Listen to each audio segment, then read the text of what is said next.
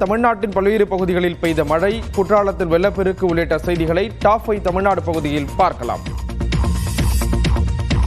தமிழ்நாட்டின் பல்வேறு பகுதிகளில் திடீரென மழை பெய்ததால் குளிர்ச்சியான சூழல் நிலவியது. தேனி மற்றும் அதன் சுற்றுவட்டார பகுதிகளான அல்லிநகரம், அன்னஞ்சி, அரண்மனைப்புதூர், பழனிச்செட்டிப்பட்டி உள்ளிட்ட இடங்களில் சுமார் 1 மணி நேரம் மழை பெய்தது. தமிழகம் கேரளாவை இணைக்கும் போடிமெட்டு மலைச்சாலையில் கனமழை கொட்டியது.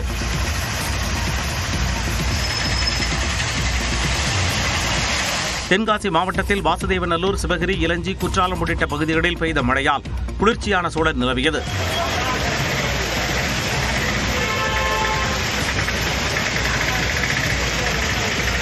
விருதுநகர் மாவட்டத்தில் கூமாப்பட்டி, காஞ்சாபுரம், தம்பிப்பட்டி உள்ளிட்ட இடங்களில் வெளுத்து வாங்கிய மழையால் சாலைகளில் மழைநீர் தேங்கியது.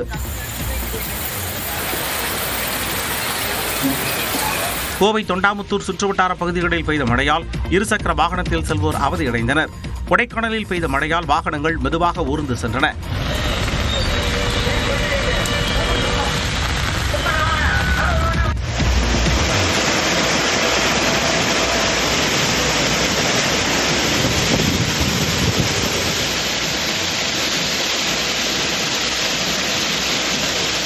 குற்றால அருவிகளில் இப்படி வெள்ளம் ஆர்ப்பரித்து கொட்டுவதால் சுற்றுலா பயணிகள் மற்றும் ஐயப்ப பக்தர்கள் குளிக்க தடை விதிக்கப்பட்டுள்ளது. தென்காசி மாவட்டத்தில் நேற்று மிக கனமழை பெய்தது. இதனால் குற்றாலம் மெயினருவி, ஐந்தருவி, புலியருவி, சிற்றருவியில் கடும் வெள்ளப்பெருக்கு ஏற்பட்டுள்ளது. பாதுகாப்பு கருதி சுற்றுலா பயணிகள் மற்றும் ஐயப்ப பக்தர்கள் குற்றால அருவிகளில் குளிக்க தடை விதிக்கப்பட்டுள்ளது. இதனால் குற்றாலம் சென்றவர்கள் ஏமாற்றத்துடன் திரும்பினர்.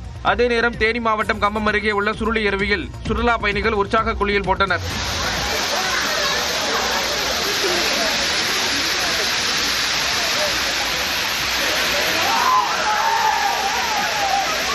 புத்தாண்டு மற்றும் அரையாண்டு விடுமுறையை ஒட்டி சுருளி அருவியில் வழக்கத்தை விட கூட்டம் அதிக அளவில் காணப்பட்டது. பல்வேறு கோரிக்கைகளை வலியுறுத்தி ஜாக்டோ ஜியோ அமைப்பினர் போராட்டம் அறிவித்த நிலையில் அவர்களுடன் பொதுப்பணித்துறை அமைச்சர் ஏவாவேலு இன்று பேச்சுவார்த்தை நடத்தவுள்ளார். பழைய ஓய்வூதிய திட்டத்தை அமல்படுத்துவது, அரசு துறைகளில் காலியாக உள்ள பணியிடங்களை நிரப்புவது, ஊதிய குழு முரண்பாடுகளை களைவது உள்ளிட்ட 10 அம்ச கோரிக்கைகளை வலியுறுத்தி அரசு ஊழியர்கள் மற்றும் ஆசிரியர்களின் கூட்டமைப்பான ஜாக்டோ ஜியோ போராட்டம் நடத்தி வருகிறது. அதன் ஒரு பகுதியாக ஜனவரி 6ஆம் தேதி முதல் காலவரையற்ற வேலைநிறுத்த போராட்டத்தில் ஈடுபடப் போவதாக அறிவித்துள்ளது. இதனிடையே கடந்த 22ஆம் தேதி தமிழ்நாடு அரசு ஊழியர்கள் மற்றும் ஆசிரியர் சங்க நிர்வாகிகளுடன் பொதுப்பணித்துறை அமைச்சர் ஏவாவேலு, நிதித்துறை அமைச்சர் தங்கம் தென்னரசு, பள்ளிக் கல்வித்துறை அமைச்சர் அன்பில் மகேஷ் பொய்யாமொழி ஆகியோர் பேச்சுவார்த்தை நடத்தினர். இதனைத் தொடர்ந்து 2ஆம் கட்டமாக இன்று காலை சென்னை தலைமைச் செயலகத்தில் பொதுப்பணித்துறை அமைச்சர் ஏவாவேலு பேச்சுவார்த்தை நடத்தவுள்ளார். காலை 11 மணிக்கு போடோ ஜியோ அமைப்புடனும் 11:30 ஜாக்டோ ஜியோ அமைப்புடனும் பேச்சுவார்த்தை நடைபெறவுள்ளது.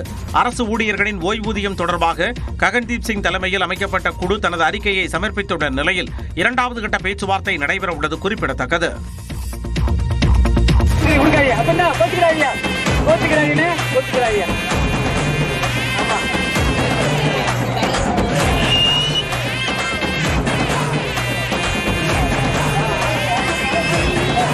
சிவகங்கை மாவட்டம் கீழக்கோட்டை கிராமத்தில் அனுமதியின்றி மஞ்சுவிரட்டு போட்டி நடைபெற்றது. இந்த மஞ்சுவிரட்டு போட்டியில் 500க்கும் மேற்பட்ட காளைகள் அவிழ்த்துவிடப்பட்டன. சீறி பாய்ந்த காளைகளை வீரர்கள் ஆர்வமாக அடக்க முயன்றனர்.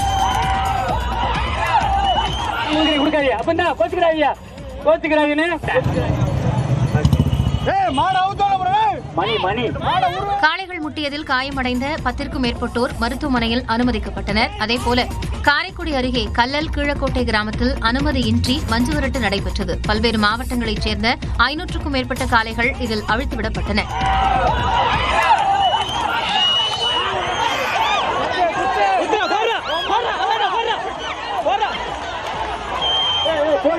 மஞ்சுவிரட்டை காண ஏராளமான மக்கள் திரண்டிருந்த நிலையில் காளைகள் முட்டியதில் 10க்கும் மேற்பட்டோர் காயமடைந்தனர்.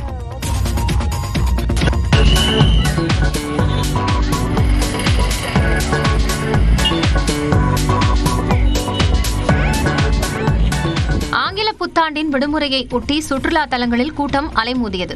மாமல்லபுரத்தில் திரண்ட சுற்றுலா பயணிகள் புராதன சின்னங்களை கண்டு களித்தனர். கடற்கரை கோயில், 5 ரதம், வெண்ணெய் உருண்டை பாறை உள்ளிட்ட பகுதிகளில் பல்லவர் கால புராதன சின்னங்களை பார்வையிட்டனர். எல்லாமே சூப்பரா இருந்தது. இந்த நியூ இயர் வந்துட்டு எங்களுக்கு ரொம்ப ஸ்பெஷலா இருந்தது. ஒரு மறக்க முடியாத நாளா இருந்தது. கிருஷ்ணா பால்ஸ், அதுக்கப்புறம் பீச்சு, நிறைய இடம் ஸ்பெண்ட் பண்ணோம். ஸோ ஃபேமிலியோட வந்து ரொம்ப ஹாப்பியாக இருக்குது. ஒகேனக்கலில் குவிந்த மக்கள் நீர்வீழ்ச்சியில் குளித்தும் பரிசல் பயணம் செய்தும் புத்தாண்டை கொண்டாடினர்.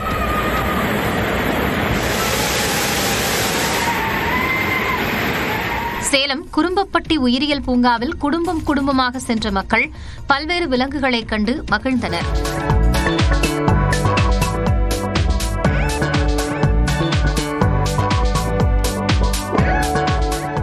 இந்த இடத்துக்கு கூட்டிட்டு வந்தோம். ஆனா கூட்டம் நார்மலா இருக்கிறத விடவே நிறைய கூட்டமாவே இருக்கு. கடலூர் வெள்ளி கடற்கரையில் குவிந்த ஆயிரக்கணக்கான மக்கள் கடலில் குளித்து மகிழ்ந்தனர்.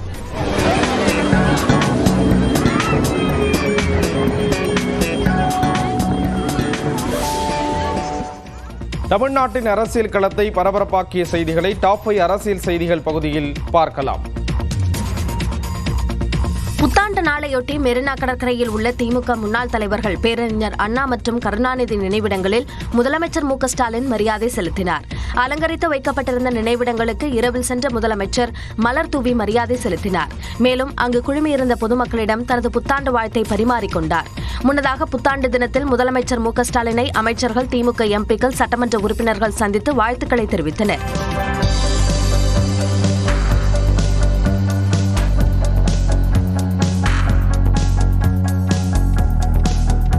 ஆழ்வார்பேட்டையில் உள்ள முதலமைச்சர் இல்லம் முன்பு குவிந்த திமுக தொண்டர்கள், சிறுவர்கள், பெண்கள் உள்ளிட்டோர் நீண்ட வரிசையில் காத்திருந்து வாழ்த்தினர்.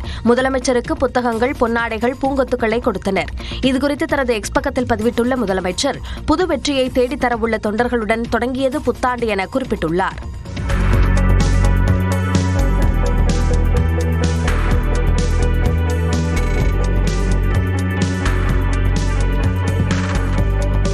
மழையை பொருட்படுத்தாமல் முதலமைச்சரை சந்தித்த திமுகவினர் அவரை வாழ்த்து மழையில் நனைய வைத்தனர். சட்டமன்ற தேர்தலில் அதிமுக சார்பில் போட்டியிட 10,175 விருப்ப மனுக்கள் பெறப்பட்டிருப்பதாக அக்கட்சி தலைமை அறிவித்துள்ளது. தமிழ்நாடு, புதுச்சேரி மற்றும் கேரளாவில் சட்டமன்ற தேர்தல் நடைபெறவுள்ள நிலையில் அதிமுக சார்பில் போட்டியிட விரும்புவோர் விருப்ப மனு அளிக்கலாம் என்று அக்கட்சியின் பொதுச் செயலாளர் எடப்பாடி பழனிசாமி அறிவித்துள்ளார்.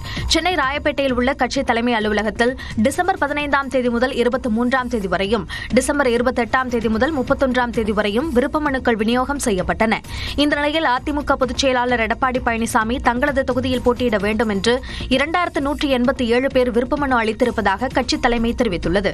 இதேபோன்று தமிழ்நாடு, புதுச்சேரி மற்றும் கேரளாவில் அதிமுக சார்பில் போட்டியிட 7,988 பேர் விருப்பமனு அளித்துள்ளனர். தமிழ்நாட்டின் கடன் சுமை அதிகரித்ததால் பொங்கல் பண்டிகைக்கு பணம் வழங்க முடியாத நிலைக்கு அரசு தள்ளப்பட்டு இருப்பதாக பாஜக மாநில தலைவர் நயினா நாகேந்திரன் தெரிவித்துள்ளார். திருநெல்வேலி மாவட்டம் கங்கை கொண்டான் அருகே வடகரையில் பேச்சு ஓடையின் குறுக்கே கட்டப்பட உள்ள பாலத்திற்கு நயினா நாகேந்திரன் அடிக்கல் நாட்டிய பின் அவர் பேட்டியளித்தார். 9 லட்சம் கடனுக்கு தாண்டி இன்னைக்கு பொங்கலுக்கு 5,000 ரூபாய் கொடுக்க முடியாத ஒரு சூழ்நிலை திணறிட்டு இருக்கிறாங்க. யார்கிட்ட போய் கடன் வாங்கலாம் அப்படிங்கிற முறையில் இருக்கிறாங்க. தனியார்கிட்ட கூட கடன் வாங்கி கொடுத்தாலும் கொடுப்பாங்க, ஏன்னா தேர்தலை சந்திக்க வேண்டியிருக்கு. போன வருஷம் பொங்கலுக்கு அவங்க ரூபா கொடுக்கல, அதுக்கு முந்தின வருஷம் பொங்கலுக்கு கொடுத்தாங்க. தொடர்ந்து பேசிய அவர் எடப்பாடி பழனிசாமியுடன் ஓ பன்னீர்செல்வம் இணைய வேண்டும் என்பதே தனது விருப்பம் என்று கூறினார். தமிழ்நாட்டில் ஏப்ரல் 10 அல்லது 15ஆம் தேதியில் தேர்தல் நடைபெற வாய்ப்பு இருப்பதாக நயினா நாகேந்திரன் தெரிவித்தார். குடும்பஸ்தாரோடும் கழக குடும்பஸ்தாரோடும் சென்று மாண்புமிகு முதலமைச்சர் மீண்டும் தமிழகத்துடைய முதலமைச்சராக வர வேண்டும், அங்கே கண்ணி மீனாட்சி சுந்தரேஸ்வரர் அருள் புரிய வேண்டும். எதிர்க்கட்சித் தலைவர் எடப்பாடி பழனிசாமி என்பதற்கு பதிலாக தற்போதைய முதலமைச்சர் மீண்டும் தமிழ்நாட்டின் முதலமைச்சராக வர வேண்டும் என முன்னாள் அமைச்சர் செல்லூர் ராஜு தவறுதலாக கூறிய காட்சிதான் இது. ஆங்கில புத்தாண்டை ஒட்டி மதுரை மீனாட்சி அம்மன் கோயிலில் செல்லூர் ராஜு தனது குடும்பத்தினருடன் சுவாமி தரிசனம் செய்தார். பின்னர் செய்தியாளர்களிடம் பேசிய அவர், அமிதாப் பச்சன் வந்தால் கூட கூட்டம் வரும் என விஜய் குறித்த கேள்விக்கு பதிலளித்தார். எல்லாருக்கும் வருவாங்க தம்பி, எல்லாருக்கும் ரசிகர்கள் வருவார். ரசிகர் இருந்தா அது முத வரும்போது அந்த முகத்தை பார்க்கறதுக்கு சினிமா கவர்ச்சிக்கு தமிழ்நாட்டில் எப்பவுமே நம்ம அமிதாப் பச்சன் வந்தாருன்னா கூட கூட்டம் கூடும். அமிதாப் பச்சன் எவ்வளவு காலமா சினிமாவில் இருக்காரு, அதெல்லாம் ஒன்றும் இது இல்லை, கூட்டம் கூடுறத வச்ச இல்ல, மக்கள் தீர்மானிக்கணும். தமிழ்நாட்டில் போதை கலாச்சாரம் அதிகரித்துள்ளதாக செல்லூர் ராஜு குற்றம் சாட்டினார். 2026ஆம் ஆண்டு தமிழ்நாட்டில் தூய்மையான ஆட்சி அமையும் என்று தாவேகா மாநில நிர்வாகக் குழுவின் தலைமை ஒருங்கிணைப்பாளர் செங்கோட்டையன் தெரிவித்துள்ளார். திருப்பூர் மாவட்டம் காங்கேயம் அடுத்த சிவன்மலையில் தாவேகா கிளை அலுவலகத்தை செங்கோட்டையன் திறந்து வைத்தார். பிறகு செய்தியாளர்களை சந்தித்தவர் தாவேகாவில் டிடிவி ஓபிஎஸ் இணைய வாய்ப்புள்ளதா என்ற கேள்விக்கு பதிலளித்தார். எண்ணங்கள் ஒன்றுதான். எல்லோரும் ஒருங்கிணைந்து நல்லாட்சி தமிழகத்திலே வர வேண்டும் என்ற நோக்கம் எல்லோருக்கும் இருக்கிறது. அது மிக விரைவிலே வெற்றிகரமாக நடைபெறும். திமுக கூட்டணி கட்சிகளுக்கிடையே சலசலப்பு ஏற்பட்டு வருவதாகவும் செங்கோட்டையன் தெரிவித்தார். விசிக வருகிறதோ இல்லை என்பதல்ல, விசிகவிற்கு தொண்டர் அத்தனை பேரும் இங்கே வந்து கொண்டிருக்கிறார். இதனிடையே வெள்ளக்கோவில் கிளை அலுவலகம் திறந்து வைக்க வந்த செங்கோட்டையனை தாவேகாவினர் முற்றுகையிட்டு வாக்குவாதத்தில் ஈடுபட்டனர். 10 ஆண்டுகளுக்கு மேலாக விஜய்க்காக பணியாற்றிய தங்களுக்கு பொறுப்புகள் வழங்கவில்லை என்று முறையிட்டனர். இந்த விவகாரம் குறித்து பேசி தீர்வு எட்டப்படும் என்று கூறி செங்கோட்டையன் சமரசம் செய்து அனுப்பி வைத்தார். அடுத்த ஆண்டு பயன்பாட்டுக்கு வரும் புல்லட் ரயில், பிப்ரவரியில் உயரும் சிகரெட் விலை உள்ளிட்ட செய்திகளை டாப் இந்தியா பகுதியில் பார்க்கலாம். இந்தியாவின் முதல் வந்தே பாரத் ஸ்லீப்பர் ரயில் சேவையை பிரதமர் நரேந்திர மோடி இந்த மாதம் தொடங்கி வைக்க இருப்பதாக மத்திய அமைச்சர் அஸ்வினி வைஷ்ணவ் தெரிவித்துள்ளார். உள்நாட்டிலேயே தயாரிக்கப்பட்ட இருக்கை வசதி கொண்ட வந்தே பாரத் ரயில் நாடு முழுவதும் பயன்பாட்டில் உள்ளது. இதன் அடுத்த கட்டமாக படுக்கை வசதிகள் கொண்ட வந்தே பாரத் ரயில் வடிவமைக்கும் பணி தீவிரமாக நடைபெற்றது. அனைத்து கட்ட சோதனைகளும் வெற்றிகரமாக நிறைவடைந்த நிலையில் கவுஹாத்தியிலிருந்து கொல்கத்தா வரை முதல் ரயில் இயக்கப்பட இருப்பதாக மத்திய அமைச்சர் அஸ்வினி வைஷ்ணவ் அறிவித்துள்ளார். वंदे भारत स्लीपर उसका कंप्लीट ट्रायल टेस्टिंग सर्टिफिकेशन पूरा हो गया और पहला रूट गुवाहाटी से कोलकाता माननीय प्रधानमंत्री श्री नरेंद्र मोदी जी आगामी कुछ ही दिनों में इस रूट पर पहली वंदे भारत स्लीपर को इनॉग्रेट करेंगे, फ्लैग ऑफ करेंगे. உணவுடன் சேர்த்து 3ஆம் வகுப்பு ஏசிக்கு 2300 ரூபாய், 2ஆம் வகுப்பு ஏசிக்கு 3000 ரூபாய், முதல் வகுப்பு ஏசிக்கு 3600 ரூபாய் கட்டணம் நிர்ணயிக்கப்பட்டுள்ளது. அதேபோல அடுத்த ஆண்டு ஆகஸ்ட் 15க்குள் புல்லட் ரயில் தயாராகிவிடும் என்று கூறிய அமைச்சர், முதலில் குஜராத் மாநிலம் சூரத்திலிருந்து பிலிமொராவுக்கும் பிறகு வாபியிலிருந்து அகமதாபாத்திற்கும் இடையே இயக்கப்படும் என்றார். மத்திய அரசு கொண்டு வந்துள்ள புதிய கலால் வரி சட்டத்தால் சிகரெட் விலை 2 ரூபாய் முதல் 5 ரூபாய் 50 காசுகள் வரை உயரவுள்ளது. நாடாளுமன்ற குளிர்கால கூட்டத்தொடரின் போது புதிய கலால் வரி சட்ட திருத்த மசோதா இரு அவைகளிலும் விவாதிக்கப்பட்டு நிறைவேற்றப்பட்டது. இந்த புதிய சட்டத்தில் உள்ள வரி விதிப்புகள் பிப்ரவரி 1ஆம் தேதி முதல் நடைமுறைக்கு வருவதால் அன்று முதல் புகையிலை மற்றும் பான் மசாலாவின் விலைகள் உயர்கின்றன. குறிப்பாக சிகரெட்டுகளுக்கான வகைகள் மற்றும் நீளத்தை அடிப்படையாக கொண்டு இனி 1000 சிகரெட்டுகளுக்கு 2150 முதல் 8500 ரூபாய் வரை கலால் வரி வசூலிக்கப்பட உள்ளது.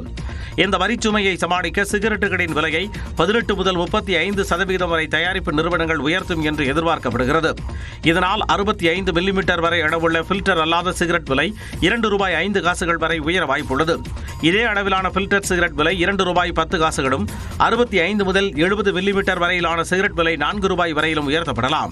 70 முதல் 75 மில்லிமீட்டர் நீளத்திலான சிகரெட் விலை 5 ரூபாய் 40 காசுகள் வரையும் உயர்த்தப்பட வாய்ப்புள்ளது. கேரள மாநிலம் எர்ணாகுளம் பகுதியில் பாழடைந்த கிணற்றில் விழுந்து தவித்த யானையை வனத்துறையினர் பல மணி நேரம் போராடி மீட்டனர்.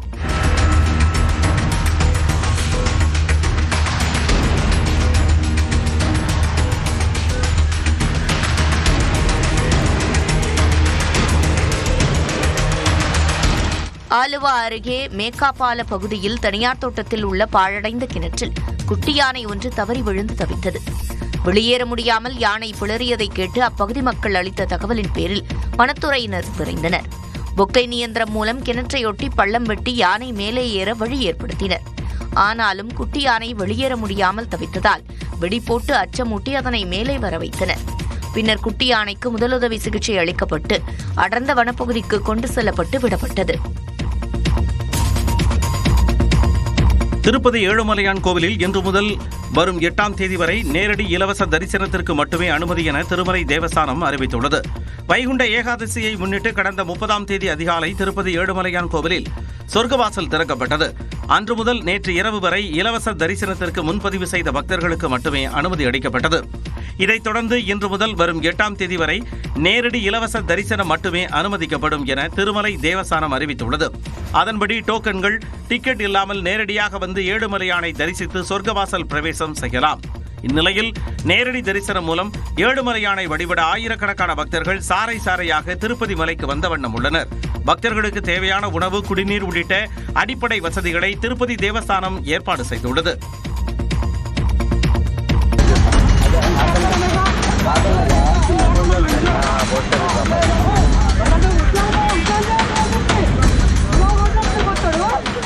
காதல் திருமணம் செய்த இளைஞரை மின்கம்பத்தில் கட்டி வைத்து பெண்ணின் குடும்பத்தினர் சரமாரியாக தாக்கிய அதிர்ச்சி காட்சிகள் தான் இவை.